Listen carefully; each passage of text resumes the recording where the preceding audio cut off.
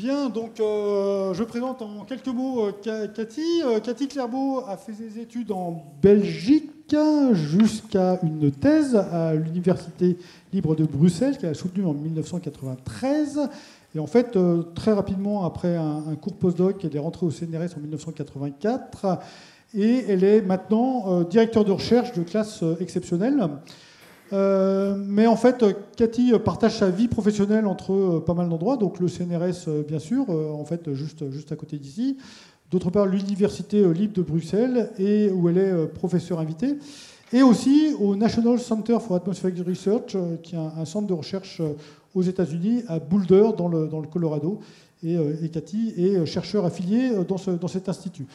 Donc, sa thématique de recherche concerne l'observation spatiale de l'atmosphère par spectroscopie infrarouge, parce qu'elle va nous dire en quelques mots qu'est-ce que ça veut dire la spectroscopie infrarouge, aussi bien pour regarder les gaz traces dans l'atmosphère, les gaz traces dont j'ai parlé un petit peu là, dans mon cours de la semaine dernière, et aussi pour observer les aérosols dont j'ai parlé aujourd'hui. Donc ces travaux ont conduit à 250 ou même plus de 250 publications dans des revues scientifiques, donc c'est vraiment énorme. Et l'excellence de ces travaux a été reconnue par tout un tas une série de prix et de distinctions. Je ne vais pas toutes les citer, ça serait trop long, on n'a pas que ça à faire. Mais je cite quand même le Grand Prix Gérard Mégy de l'Académie des sciences, la médaille d'argent du CNRS, il y en a qu'une par an qui est donnée enfin, dans nos sections. Et puis Cathy est aussi chevalier de la Légion d'honneur. Mais aussi, en fait, Cathy Clairbeau est aussi reconnue pour ses capacités pédagogiques, ses compétences pédagogiques.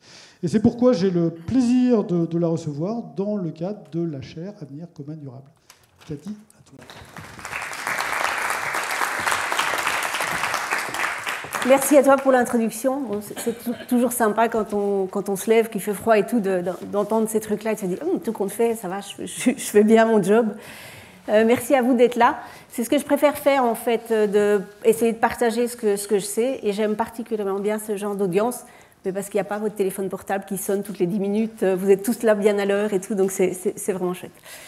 Donc je vais essayer de vous illustrer ici en 1 heure ce qu'on peut voir et comprendre sur la pollution. Et vous allez voir que j'ai un gros biais satellite parce que c'est ce que je connais et c'est ce que mon équipe fait, en fait, surveiller l'état de la planète depuis l'espace. Et ici, je vais faire un zoom en particulier sur ce qu'on voit pour la pollution depuis les satellites. Je vais faire une petite introduction avant ça. Et donc, d'abord, ce dont je ne vais pas vous parler, c'est la pollution dans les mers. Moi, je ne connais rien, donc je ne vais surtout pas vous parler. La pollution des sols, non plus. Et ce dont je vais essayer de vous parler, c'est la pollution, la qualité de l'air. Donc, quels sont les polluants qu'on retrouve dans l'atmosphère et comment on peut les surveiller. Alors, pourquoi on s'intéresse à cette problématique ? Parce que ça, vous savez tous, je pense, ça a un impact sur la santé des humains, sur l'état des bâtiments, l'état de la faune et la flore. Et quand on tâche de classer les différentes causes, les différentes raisons, les différents phénomènes qui ont un impact sur la santé, on voit que la pollution, et en particulier celle qui concerne les particules fines, dont vous venez d'avoir tout un cours sur les particules, c'est considéré comme la raison numéro 1. Alors on va dire à l'échelle globale, ce n'est pas partout vrai, et on va voir ça un peu comment ça se répartit autour de la Terre, mais c'est considéré comme une cause importante de mortalité. Et pourquoi ? Parce que ça affecte le système cardiovasculaire, c'est aussi des facteurs déclenchants ou qui s'additionnent à d'autres facteurs pour les cancers, etc. Comment on sait ça ? Bien, on regarde les jours où il y a de la pollution. On voit qu'il y a beaucoup de plus d'admissions dans les hôpitaux, en particulier les personnes plus sensibles, les personnes âgées, malades ou les jeunes enfants. Et donc, si on compare ça à d'autres causes, là, vous avez des petites statistiques. Alors, c'est très mal réparti à l'échelle du globe. Ici, je vous montre un exemple en fait, de la répartition de différents... Alors, ça peut être différents facteurs liés à la pollution. Là, je n'ai pas encore cité des molécules, mais vous allez voir que ça va être beaucoup les particules. Et comme vous voyez, l'Asie est le premier continent concerné. Je vais vous montrer beaucoup d'illustrations. Vous allez voir la Chine et l'Inde qui ressortent tout à fait en rouge, parce qu'on utilise souvent le rouge pour dire attention, c'est là qu'on a les maximums de concentration. Dans une certaine mesure, l'Afrique aussi est très concernée. On va dire que ça, c'est aussi les aérosols de provenance naturelle, type les tempêtes de sable, etc. Et alors on va essayer de détailler en fait quels polluants affectent quelle région du monde. Je vais faire un focus, on va dire, plus sur l'Asie et plus ici sur la France pour savoir à quoi il faut s'inquiéter et quelles mesures on prend pour essayer de faire baisser cette pollution. Alors j'ai divisé mon exposé en plusieurs chapitres. D'abord une petite introduction qui va essayer de vous rappeler quelles sont les pollutions de l'air, de quoi on parle, de quels gaz ou quelles particules, quelles sont les sources de ces polluants, d'où ils viennent, et comment ça évolue dans le temps. Et puis après, je rentrerai plus dans ce que je connais mieux moi, donc comment est-ce qu'on les surveille. Et vous allez voir que la plupart de mes illustrations, ce sont des images satellites. Et voilà, j'ai choisi 5 exemples différents, beaucoup de choses très visuelles. Je vais essayer de vous montrer un aperçu de nos travaux de recherche et de ce qu'on connaît. Alors juste un rappel que vous avez peut-être déjà eu, donc la composition de l'air, c'est essentiellement de l'azote, de l'oxygène et de l'argon. Et donc ici, ce dont on va parler, c'est le 0,1% de composition de l'air qui reste, c'est-à-dire tous les gaz à effet de serre sont dans ce 0,1%, donc la vapeur d'eau, le CO2, le méthane, le N2O, etc. Et les polluants, dont je vais parler cette fois-ci. Et vous allez voir que parmi ceux qu'on va beaucoup citer, il y a le NO2, le SO2, pas ça que je voulais faire, le CO, etc. Et donc on va rentrer un peu dans le détail de chacun des gaz et comment est-ce qu'on les mesure. Alors ici, quand on parle de pollution, c'est vraiment la pollution qui peut être soit à l'échelle locale, donc les sources peuvent être très proches de là où on vit, soit ça peut être de la pollution transportée, mais vous allez voir que contrairement aux gaz à effet de serre qui restent très très longtemps dans l'atmosphère et qui peuvent faire le tour de la Terre, ici les polluants, c'est plutôt à l'échelle des villes ou des grandes zones urbaines. Et donc on va un peu voir ça dans le détail. Ici, typiquement, ce sont les pollutions dont on va parler dans cet exposé ici. Le monoxyde de carbone, le SO2, je vais vous montrer d'où ils viennent, l'ammoniac, les PM2.5, alors je n'étais pas là à la leçon, donc 2.5, ça veut dire 2.5 microns de taille, et plus les particules sont petites, plus elles rentrent profondément dans les poumons, et donc plus elles sont impactantes sur la santé. Donc il y a particules de PM2.5, PM10, ça c'est des particules un peu plus grosses. Les composés organiques volatiles dont on parle un tout petit peu, et le NO2. Donc ça c'est la liste de tous les gaz qu'on considère comme des polluants. À certains endroits, ils peuvent être tous présents en même temps. À certains endroits, c'est saisonnier. On va voir que plutôt en hiver, les polluants qui nous concernent, c'est plutôt le NO2 et les particules. Au printemps et en été, quand il fait beau et qu'il y a du soleil, c'est plutôt l'ozone, dont je n'ai pas encore parlé ici. Les polluants qui sont listés ici, c'est ce qu'on appelle les polluants primaires, c'est-à-dire ceux qui sont émis au niveau du sol et qui s'élèvent dans l'atmosphère ensuite. On a aussi des polluants secondaires qui sont générés, alors soit par réaction chimique, c'est le cas par exemple ici sur mon illustration de l'ozone, O3, dont vous avez assisté au séminaire de Sophie Godin-Meckman, mais elle a surtout parlé d'ozone stratosphérique. Je pense que l'ozone, c'est aussi un polluant qui a un impact sur la santé. Et donc lui, il est généré à partir de réactions chimiques et il y a besoin de soleil. Donc c'est pour ça que c'est surtout au printemps et en été qu'on va trouver la pollution en ozone.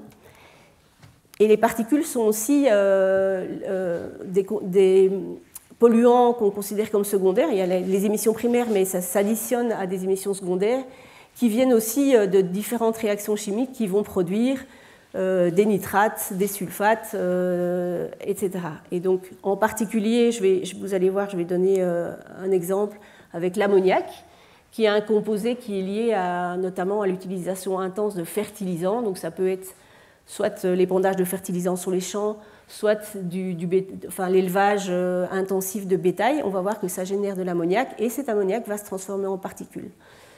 Typiquement, les épisodes de pollution qu'on a souvent à Paris au printemps, c'est lié au fait qu'il y a à ce moment-là des épandages. On sort de l'hiver et il y a en plus des épandages d'ammoniac. Donc ça vient se rajouter au trafic automobile, au chauffage, etc., qui sont des sources de polluants. Ici, on a les petits histogrammes des différentes sources de polluants, mais on va voir un peu dans le détail qui émet quoi et où. Alors ici, j'ai une carte qui vous montre Alors c'est assez rudimentaire parce qu'on a utilisé un code couleur qui montre les différentes catégories et les sources de différents polluants. Et bien sûr, à certains endroits, typiquement en Asie, il y a différentes sources qui s'additionnent. Et donc c'est toujours difficile d'essayer d'évaluer quel polluant a quel impact sur la santé, parce qu'il y a des endroits où c'est tous les polluants en même temps. Et donc typiquement, chez nous, la principale source de pollution occasionnelle, ça va être lié justement à l'agriculture, ce dont je viens de vous citer, parce que ça se rajoute en fait ponctuellement à un fond de particules qui est présent tout le temps. J'ai parlé de toutes les régions désertiques, c'est beaucoup le sable en fait qui va avoir un impact. Ça additionne à ça toutes les activités anthropiques qui se rajoutent à ces phénomènes naturels. Et on va détailler un peu, je vais vous montrer vraiment des exemples de comment la combustion des fuels fossiles, en fait en particulier, va générer beaucoup de particules et comment ces particules vont se déplacer autour du globe et affecter d'autres pays que les endroits où ils sont émis. Alors si on regarde un peu ce qui se passe ici à Paris ou en Île-de-France, les principales sources de polluants, elles sont citées ici. Il y a tout ce qui est résidentiel, ça va être essentiellement et beaucoup en hiver le chauffage. Il y a tout ce qui est transport, que ce soit les voitures, les avions, les bateaux, les camions, etc. Et puis toutes les autres activités, les industries, tout ce qui est produit de l'énergie, etc., les chantiers, l'agriculture, j'ai déjà cité. Et si on essaie de voir quels sont les polluants qui concernent particulièrement Paris et l'Île-de-France, eh bien ça va être beaucoup le NO2 et les particules, ce sont les deux pour lesquels, avec les réglementations européennes, on dépasse de temps en temps les normes de pollution, et à surveiller aussi l'ammoniac. Je vais vous montrer pourquoi. C'est un de ceux qu'on a du mal en fait à cadrer pour l'instant. Et alors j'ai été chercher, il y a le site AirParif qui est très bien fait et qui va vous montrer tous les jours, vous pouvez regarder les prévisions, en fait, les cartes de pollution. Et il montre aussi quel type de polluant va intervenir en fonction de la zone géographique. Vous pouvez rentrer carrément votre adresse, etc. Et donc ici, par exemple, pour le NO2, donc ça je viens d'aller chercher la petite statistique, le NO2 c'est essentiellement le transport, donc le trafic automobile, qui va impacter sur les concentrations de NO2 à Paris et en Île-de-France. Et vous voyez que si on sort de Paris, il y a d'autres facteurs qui se rajoutent, notamment l'agriculture, les industries, etc., qui se rajoutent à cette petite statistique. Alors si on regarde les particules, par contre, ici aussi on a une somme de différentes causes, de différentes sources d'émissions qui vont expliquer les concentrations en particules qu'on mesure au-dessus de Paris et en Île-de-France. Et ici, vous voyez que c'est surtout en fait, le secteur domestique résidentiel qui va jouer, secteur tertiaire aussi, et essentiellement ici en hiver, ça va être le chauffage qui va jouer et contribuer. Ça peut être aussi les feux de bois. Il y a 10-20 ans de ça, c'était plus le trafic automobile. Maintenant, par exemple, à l'intérieur de Paris, les feux de bois jouent un rôle important dans l'identification d'où viennent les différentes sources de particules. Et alors, ici, l'ammoniac, dont je vais citer, c'est beaucoup l'élevage intensif de bétail et l'utilisation d'engrais. Et vous voyez qu'ici, à Paris, quasi pas, parce qu'on a beaucoup de champs dans Paris, mais en dehors de Paris, une contribution importante qui vient de ces deux facteurs. Et je vous ai montré ça il y a 3 slides, l'ammoniac va finir par se transformer en particules. Et donc, vous voyez qu'en Île-de-France, la contribution de l'agriculture sur les particules est importante aussi. Alors, je suis sûre que vous avez tous, je ne vais pas demander de lever les bras, mais je suis sûre que vous avez tous l'idée que la pollution n'arrête pas d'augmenter, puisqu'on en parle énormément. Et en fait, on en parle beaucoup parce qu'on connaît de mieux en mieux son impact sur la santé. Et figurez-vous que dans plein d'endroits sur Terre, la pollution est en train de baisser. Ici, vous avez la statistique au-dessus de la France, par un organisme qui surveille ça très bien, qui s'appelle CITEPA. Et vous voyez que la plupart des polluants, notamment très notoirement le SO2, diminuent. Alors pourquoi ça diminue? Parce qu'avant, on se chauffait au charbon. Le charbon, la combustion du charbon émet énormément de SO2. Il y a d'autres facteurs, il y a les industries, etc. Mais vous voyez que lui, il est carrément en train de s'écrouler. Ce n'est pas vrai partout autour du monde, on va montrer des exemples après, mais en tout cas en France, le SO2, ce n'est plus un problème depuis un moment. D'autres polluants comme les particules sont en train de baisser. Ça, c'est les réglementations européennes qui ont été mises en œuvre pour limiter, par exemple, les anciens moteurs de voitures, etc. Il y a le shift vers les véhicules électriques, etc., qui joue un rôle aussi. Alors celui qui ne diminue pas beaucoup, c'est l'ozone par contre, et je vous ai expliqué, c'est un polluant secondaire, donc on a un peu de mal à contrôler les émissions d'ozone. On ne comprend pas toujours bien en fait, pourquoi il ne diminue pas, alors que certaines des sources, par exemple le NO2 qui est ici en vert, diminue aussi. Là aussi, c'est les efforts qui sont faits par l'industrie automobile. Donc l'ozone ne diminue pas tellement et l'ammoniac ne diminue pas tellement non plus. Toujours ici, vous avez les différentes sources. Ici, c'est pour les PM2.5 et vous voyez en 2005, 2010, 2015 jusqu'à il y a 2-3 ans. Les statistiques, elles mettent toujours un peu de temps à arriver, hein, donc c'est toujours décalé. Si vous cherchez les graphiques les plus récents, c'est toujours décalé de 2 ans en arrière. Et vous voyez que tous les secteurs, ou presque, font des efforts justement sous les contraintes de l'Europe et d'essayer de limiter les émissions de fuels fossiles. Hein. C'est aussi, on va dire, une chose qui vient avec le fait que, vous savez, l'accord de Paris qui essaie de restreindre les émissions de gaz à effet de serre, etc. En fait, toutes ces combustions de fuels fossiles vont générer aussi des polluants et donc on bénéficie avec les efforts qui sont faits de cette diminution.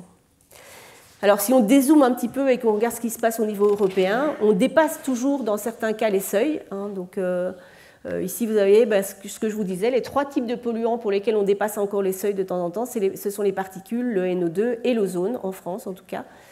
Dans d'autres régions qui sont avec des densités de population élevées, c'est par exemple NO2, Pays-Bas, Belgique, etc. Et vous avez pour chaque pays en fait les endroits où les seuils sont dépassés. Si on dézoome encore et qu'on va en Chine ou en Afrique, il y a d'autres polluants qui se rajoutent comme le SO2, le monoxyde de carbone, etc.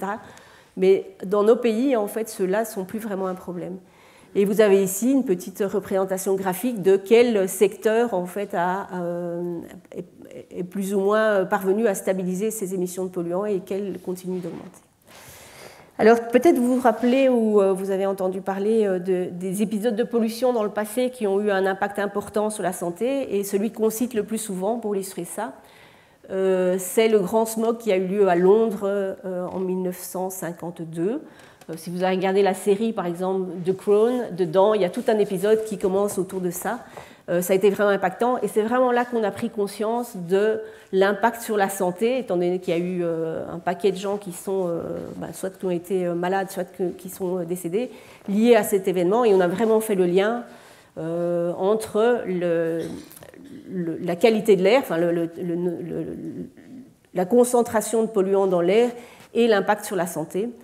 Et donc, ça, si on remonte même vraiment très loin dans le passé, on se demande parfois, alors je ne sais pas si c'est vrai ou pas, mais l'histoire est jolie, de savoir si les peintures dans le passé, à l'époque, on est déjà là, la révolution industrielle est bien entamée, et donc de savoir si ces peintures-là, ici c'est le pont qui enjambe, en fait c'est le pont de Waterloo qui enjambe la Tamise à Londres, et on se demande si ces jolies peintures de Monet, ce n'est pas une conséquence de la présence de pollution, et avec l'interaction avec le rayonnement solaire, on a la diffraction de la lumière, et donc on voit des jolies couleurs.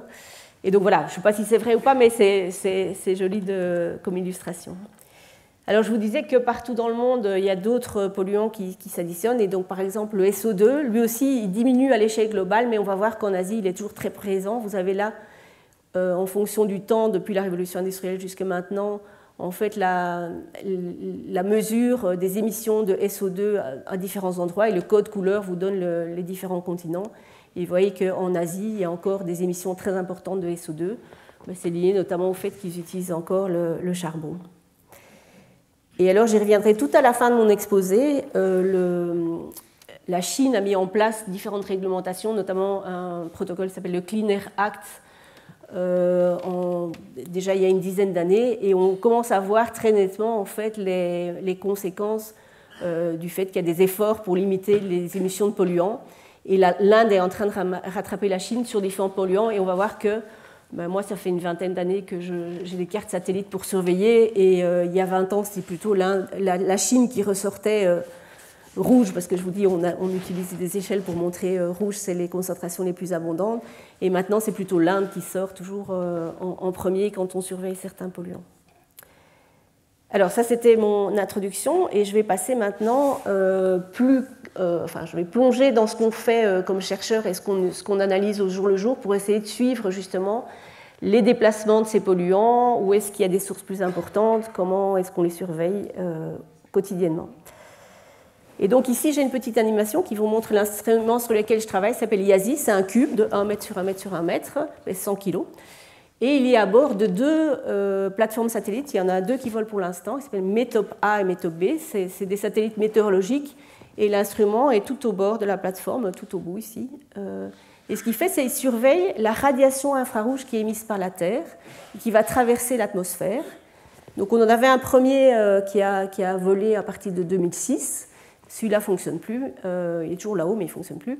Un deuxième qui a été lancé en 2012, un troisième qui a été lancé en 2018. Et donc le numéro 2 et le numéro 3 fournissent chaque jour environ 1,2 million d'observations.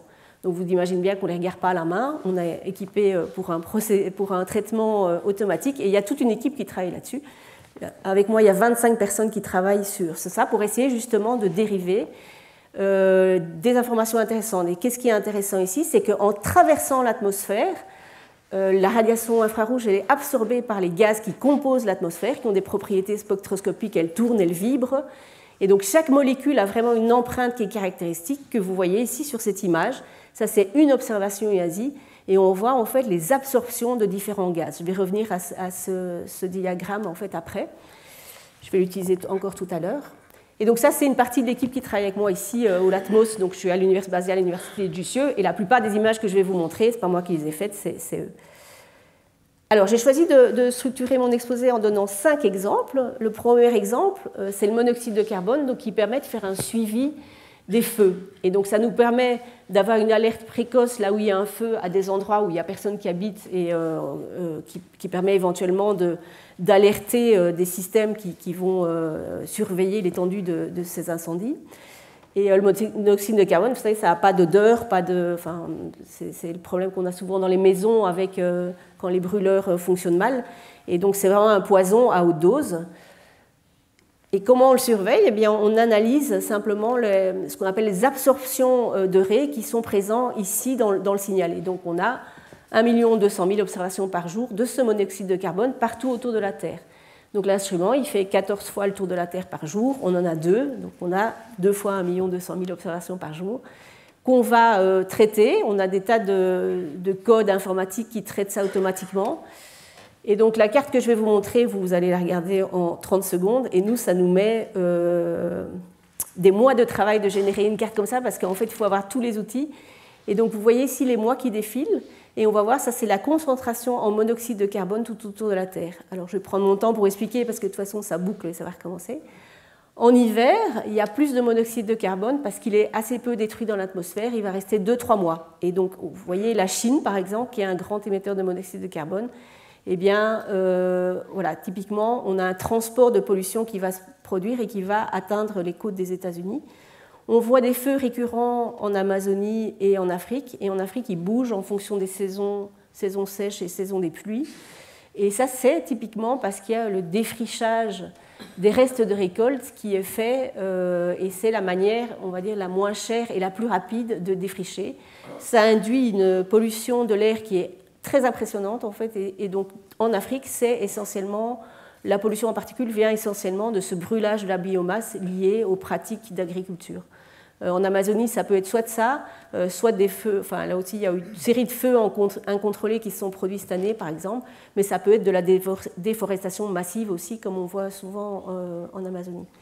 Ça fluctue en fonction des saisons, pourquoi? Parce que le monoxyde de carbone, il est détruit par OH, qui est le radical en fait, qui permet de détruire la plupart des polluants dans l'atmosphère. Mais pour créer ce OH, il faut du soleil, et donc plus il y a de soleil, moins le monoxyde de carbone reste longtemps dans l'atmosphère, et donc on voit qu'en été, les concentrations au global baissent.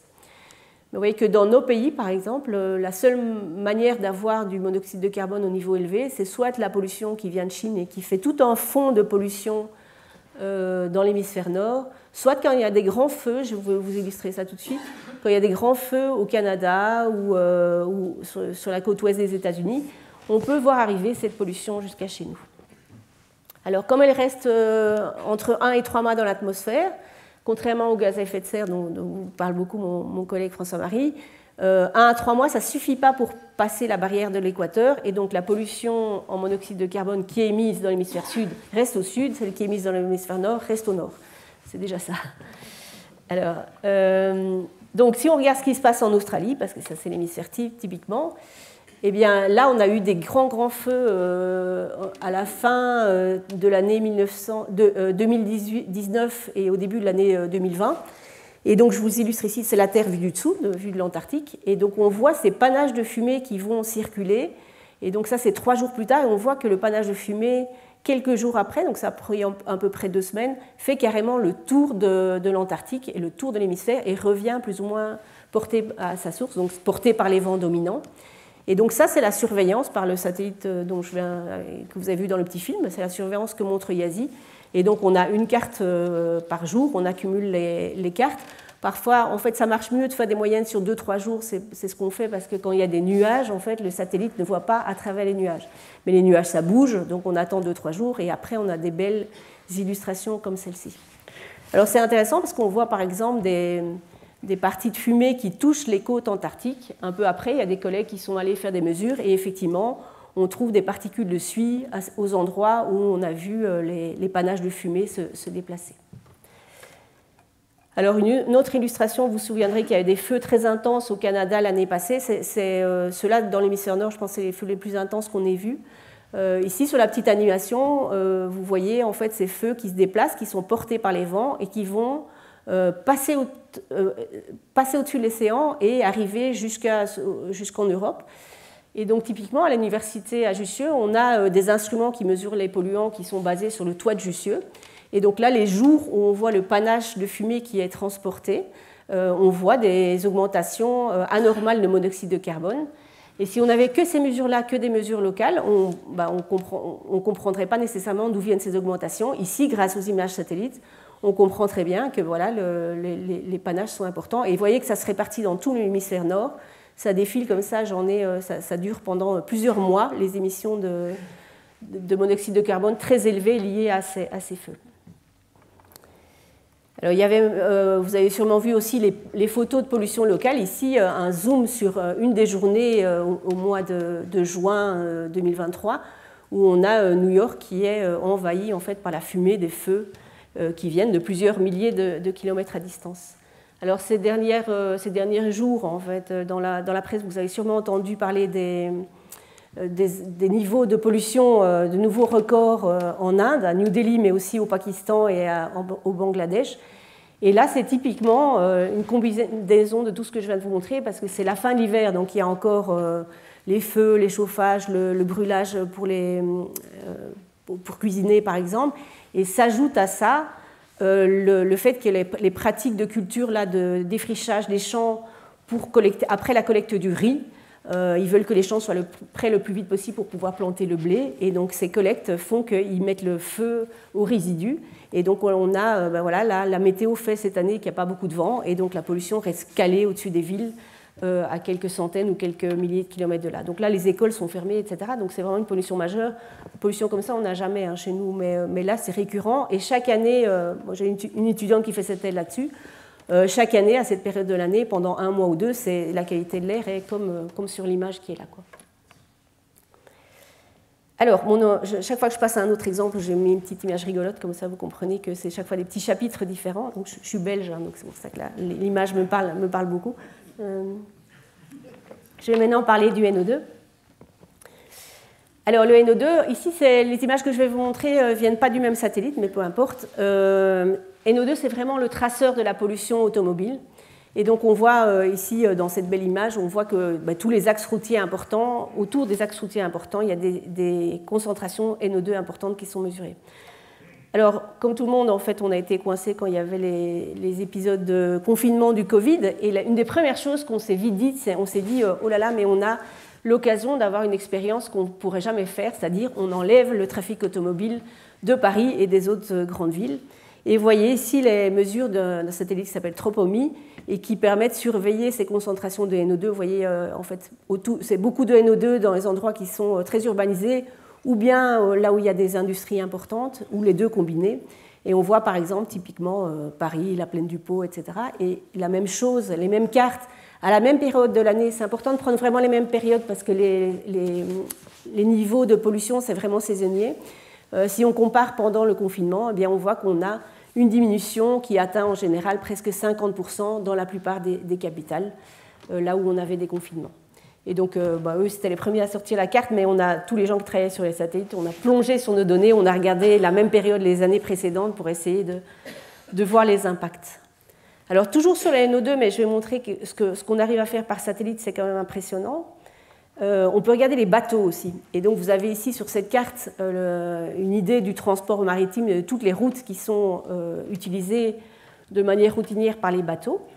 Et donc, je vais faire un petit zoom sur une région, notamment ici le canal, dans la mer Rouge.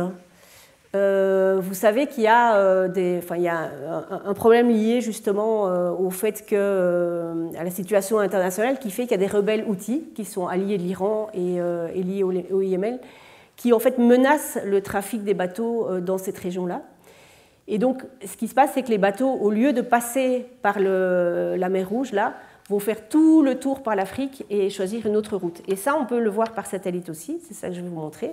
Donc, à la suite des attaques, ça a des impacts sur l'industrie. Et donc, ici, sur l'illustration, par exemple, il y a 3 jours d'arrêt sur une usine qui fabrique des voitures. Et bien, pourquoi ? Parce que les matériaux n'arrivaient plus, ne parvenaient plus à transiter par la route habituelle.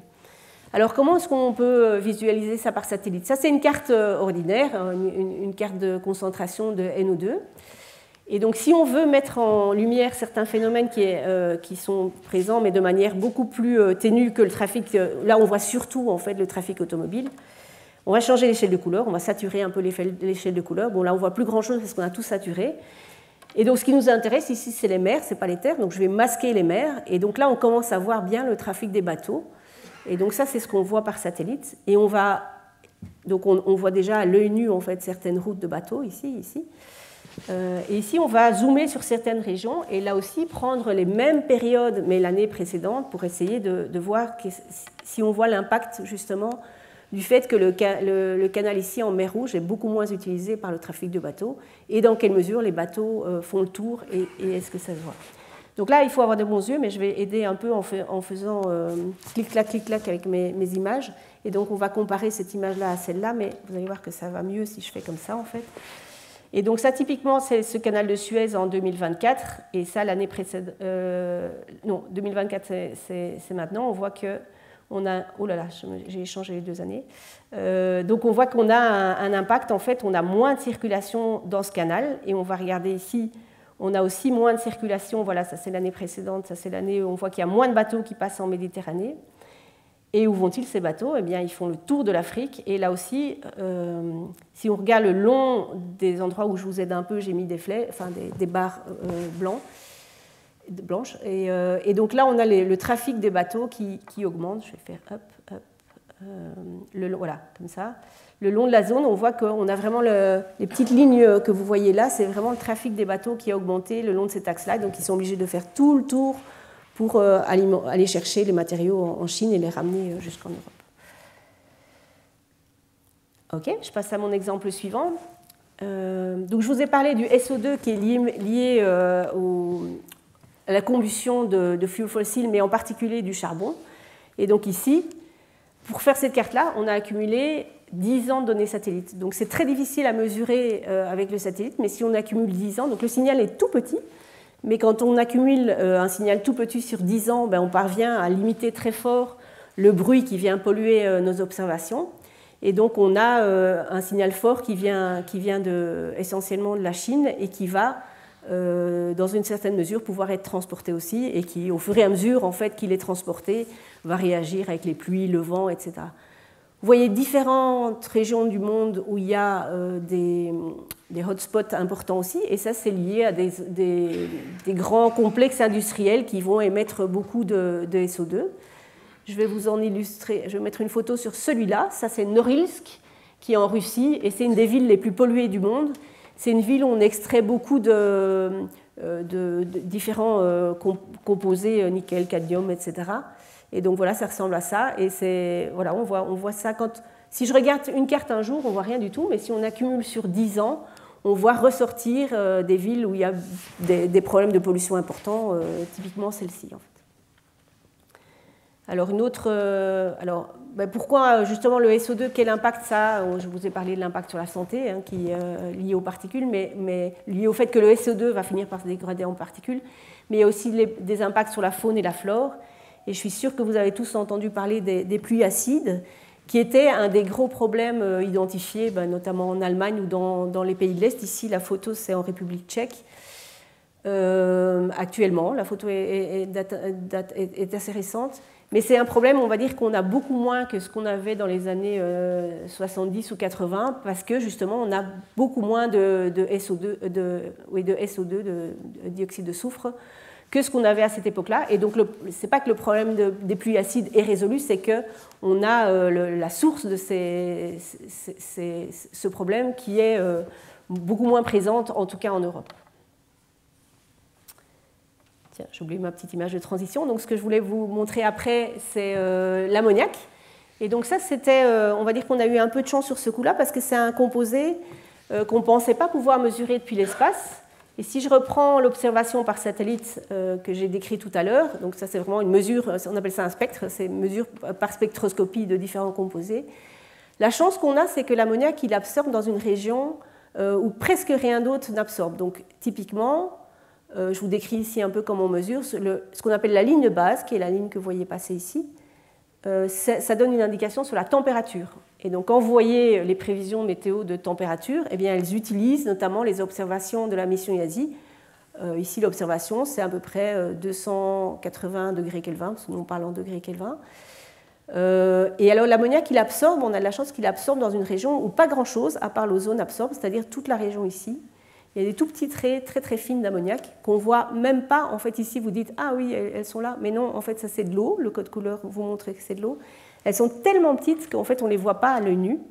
Mais l'intérêt d'avoir beaucoup de données satellites, c'est quand on accumule dans le temps, on finit par avoir de moins en moins de bruit et parvenir à faire sortir des signaux qui sont quand même très faibles. Alors, je vous montre un exemple sur un petit zoom ici.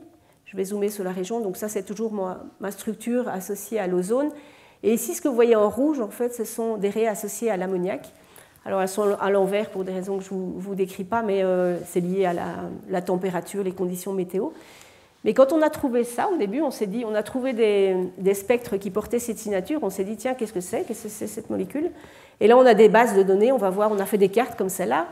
On était un peu surpris parce que d'habitude, dès qu'on voit des polluants, c'est lié, c'est dans les endroits où il y a beaucoup enfin, autour des villes ou des zones urbaines.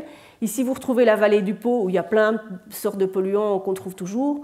On trouve les Pays-Bas, on ne trouve pas Paris, par exemple. Les grandes villes ne ressortent pas. Donc, au début, on ne comprenait pas ce que c'était. On est allé voir dans les bases de données, les mesures en laboratoire, quels étaient les gaz qui absorbaient à cet endroit-là. Et on a trouvé que c'était l'ammoniac. Donc, nous, on ne connaissait rien à l'ammoniac, donc on est allé voir. Et en fait, c'est vraiment lié à l'agriculture, donc épandage d'engrais ou élevage de bétail intensif. Et là, vous retrouvez en fait différents genres. Par exemple, les Pays-Bas, avec leur culture, vous savez que les Pays-Bas, ils sont une activité tertiaire très liée à la culture, et donc les tulipes et tout ce que vous voulez. Et donc différents endroits aussi. Ici, vous avez la vallée du Nil, très fertile, avec beaucoup d'agriculture, etc. Et donc, nous, ça a été une énorme chance parce que c'est vraiment c'est la découverte du fait qu'on pouvait mesurer cette molécule depuis l'espace. On a fait toutes les publications qu'elle est bien, etc. Et on peut vraiment surveiller maintenant quelles sont les sources d'ammoniac. Et avant, c'était très mal connu. C'est difficile à mesurer par des moyens conventionnels au sol. Donc c'était vraiment un polluant dont on ne connaissait pas grand-chose. Alors ici, il y a une petite animation qui vous montre, en fait, par exemple, ça c'est une usine de production d'engrais. Avec les engrais sont stockés dans des sacs. Après, on épand ces engrais sur les cultures. Quand elles poussent, en fait, elles poussent plus vite grâce aux engrais, justement. Et plus tard, quand on va récolter les cultures pour nourrir le bétail, par exemple, eh bien, l'ammoniac va se retrouver dans les estomacs des ruminants. Et dans les déjections des ruminants, donc typiquement dans le purin, par exemple, on va retrouver des émissions d'ammoniac qui sont liées à ça. Et l'ammoniac, comme je vous dis, ça se transforme en particules et ça va se retrouver dans l'air et dans l'eau. Et donc, quand vous avez beaucoup d'algues, type la Bretagne, par exemple, etc., c'est lié au fait qu'il y a de l'ammoniac qui est transporté par les rivières et qui va se retrouver là-bas, par exemple. Et donc, les émissions, comme je disais en introduction, quand il y a des épisodes de pollution importants au-dessus de Paris vers le mois d'avril, c'est lié au fait qu'en mars, il y a l'épandage d'ammoniac pour favoriser justement le fait que les cultures poussent. Alors, je vous illustre aussi le fait ici de pouvoir moyenner dans le temps comment ça améliore le signal. Vous avez ici une journée d'observation par l'instrument, le satellite sur lequel je travaille qui s'appelle YASI. Ici, une semaine d'observation, et puis un mois d'observation, un an d'observation, 10 ans d'observation. Et donc là, c'est une image, on ne touche à rien, sauf on moyenne les données, on les accumule, et vous voyez tout le trajet d'une île ici qu'on voit dans le détail, avec toutes les cultures qui sont faites aux alentours. Tout ce que vous voyez, tout ce qui est jaune, là, c'est partout où on met de l'engrais, etc., et de l'élevage vraiment intensif. On a fait ça, alors quand je dis on, il y a vraiment toute une équipe qui travaille là-dessus, et on a fait ça, il y a un gars qui a passé 1 an de son postdoc à faire ça pour toutes les sources autour de la Terre, et donc on a maintenant un inventaire détaillé d'à peu près 400 sources d'ammoniac, avec, vous voyez, ici vous avez le zoom, l'Asie, il y a des endroits où c'est tellement, ça c'est toute la vallée du Gange, là, pas du Gange, toute la vallée du Gange, pardon, avec, là on ne se parvient même plus à distinguer les sources tellement elles se mélangent et elles s'accumulent, il y en a tellement là. D'autres zooms, ici la vallée du Pô qu'on retrouve ici, aux États-Unis c'est beaucoup l'élevage intensif, notamment des bovins. Et donc je vais vous faire un zoom sur 2 endroits. Je vais faire un zoom sur un petit point, alors je crois que c'est celui-là qu'on a choisi, ici quelque part à la frontière entre le Colorado et le Wyoming, et je vais faire un zoom sur un des petits points ici en Asie. Et vous allez voir qu'on parvient, alors ça on sait de Google Earth, etc., et on parvient vraiment à regarder toutes ces sources, à quoi c'est lié. Bon, nous on voit la carte satellite qui vous montre les concentrations d'ammoniac élevées, et on doit essayer d'associer ça à une source d'émission. Et donc je vous dis, le gars a fait ça et ça lui a pris 1 an d'associer les sources. Et donc là, je vais vous illustrer l'élevage intensif. Et donc là, on est quelque part au milieu des États-Unis. Et on zoome, et on s'aperçoit qu'en fait, ce sont des milliers de vaches, donc les élevages intensifs de bétail, comme il y a beaucoup dans ces régions-là. Mon petit zoom, la même chose ici, je suis quelque part en Ouzbékistan et je vais zoomer et vous allez voir qu'on change l'échelle de couleur sinon on ne voit plus rien, on zoome Google Earth en dessous. Et qu'est-ce qu'il y a en dessous? Une usine de fertilisants. On fait ça sur les 400 sources importantes, dont certaines qu'on ne parvient pas à distinguer. Et chaque fois, on identifie qu'est-ce qui se passe, soit de l'élevage intensif, soit de la présence d'industries pour fabriquer des engrais. Partout où on identifie, il y a une source qu'on ne comprend pas. En fait, on a beau chercher, on ne trouve pas ce qu'il y a en dessous. Elle est quelque part ici en Tanzanie. Alors, comme on fait de la recherche, on aime bien en fait, quand il y a quelque chose qui nous résiste et qu'on cherche.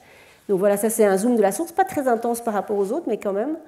On observe qu'il y a une certaine saisonnalité quand même dans cette source-là. Et on creuse, et on finit par comprendre que voilà, ce sont des flamants roses qui viennent, et ce sont les déjections des flamants roses qui viennent en fait là massivement. Et on a mis plusieurs années à comprendre.